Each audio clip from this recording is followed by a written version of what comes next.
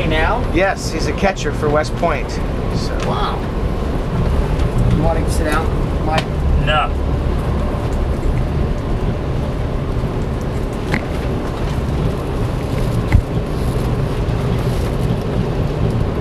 You sure about this, huh? Because it said west. Well, if you see, we were going into Milwaukee, like coming out. We're going towards Janesville. We need to go towards Rockford to the 88.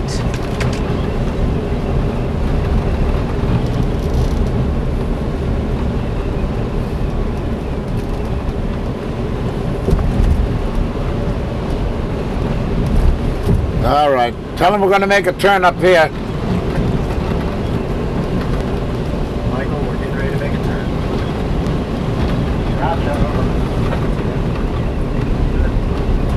You keep going. Oh. Is this a big, is this a common occurrence of being on the road, making wrong turns? No, not really. No, we just...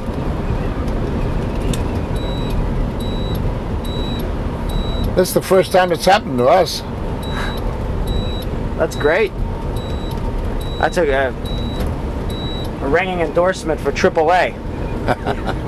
My father, it's one thing, when I started driving, my father made sure I got my AAA membership.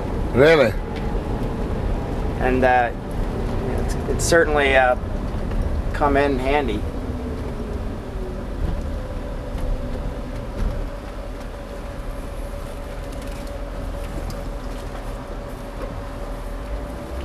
We go.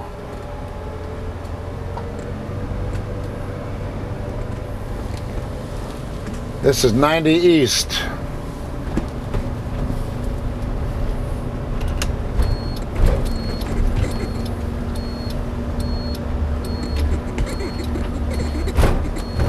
You all right, Mike?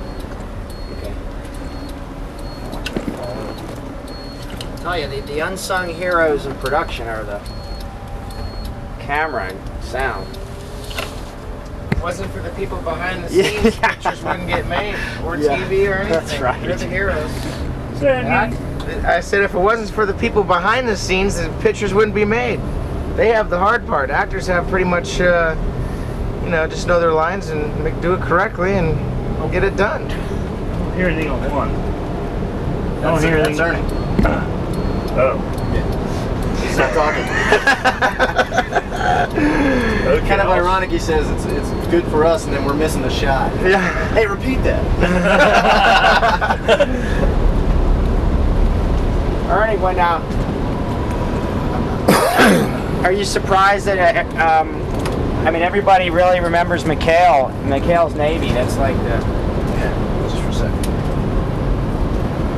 Well, I'll tell you, the way I got McHale was very funny. I had just come back from Italy after making a number of pictures over there. Can you start that story again there, Ernest? Yeah. Sorry, I didn't have a good shot. You can go ahead. You know, McHALE'S Navy is a very funny story connected with it, of how I got the part. It seems I'd just come back from Italy after making a couple of 3 pictures over there.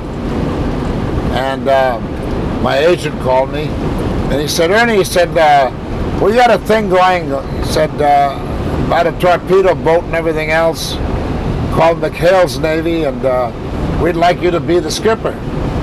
I said, yeah, I'd like that very much because I love boats, but I said, I'm a motion picture actor now. I'm sorry, I just can't do television anymore. I want to be a motion picture actor. Well, okay, but he said, in case you change your mind, let me know. Okay. Well, the next morning, the kid knocked on the door and he said, sir, he said, we're selling chocolate bars for some private school up here. He said, would you like to buy some? I said, sure, how much are they? And I dug for the money. And he said, sir, he said, your face is awfully familiar. He said, but I don't remember your name. He said, are you in show business? I said, yes, I am. He said, what's your name? And I said, my name is really, and I mentioned the name of that fella from Gunsmoke, James Arness. James Arness. No. No.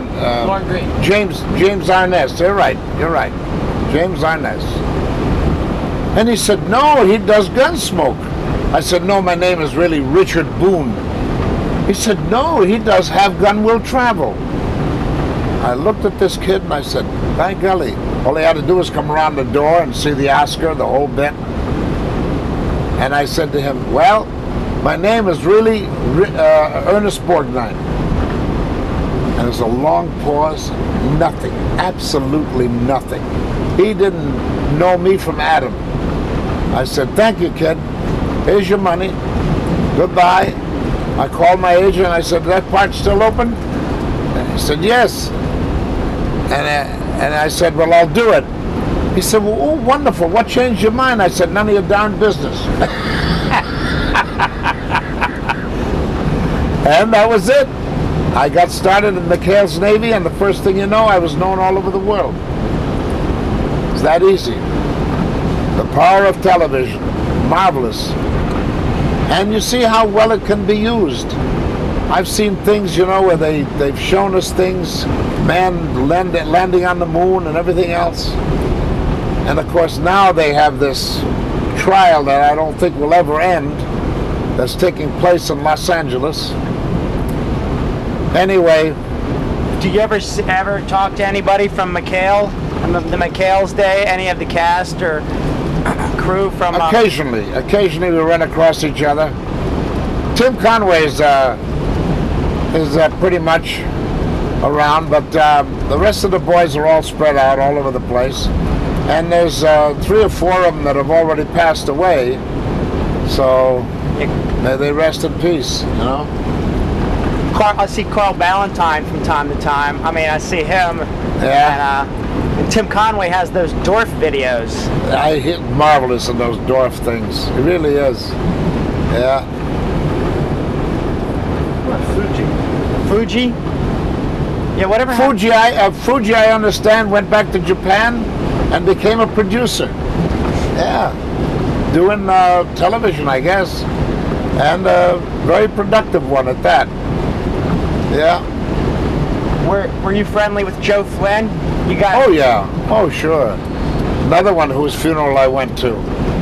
And I vowed from then on that I'd never go to another funeral, but what are you gonna do? They're buddies and they're friends, and you gotta go to pay your respects. Yeah, he had. That was a sudden death. It was now they actually took you to Italy too. I mean, the last season was in Italy. Yeah, and it lost all its allure then for me, because it just didn't make sense that we should go all the way from South Pacific to Italy. But you know, that's what they were going to do with Phil Silvers. Remember the Sergeant Bilko? Sergeant Bilko that he had? Well, it seemed that the same producer who produced our series was going to have Sergeant Bilko go to Italy. And so he couldn't have Sergeant Bilko do it, so we went in this place. And it just didn't turn out right. It wasn't the real... Oh, here we go now. We go to Beloit West. Beloit. Beloit? Yeah. Beloit. God darn it. There we go. Tell Michael. Are you with us, buddy? I got you all, people. Sorry to be giving him such... That's the last time I distract you with any McHALE'S Navy questions. Oof.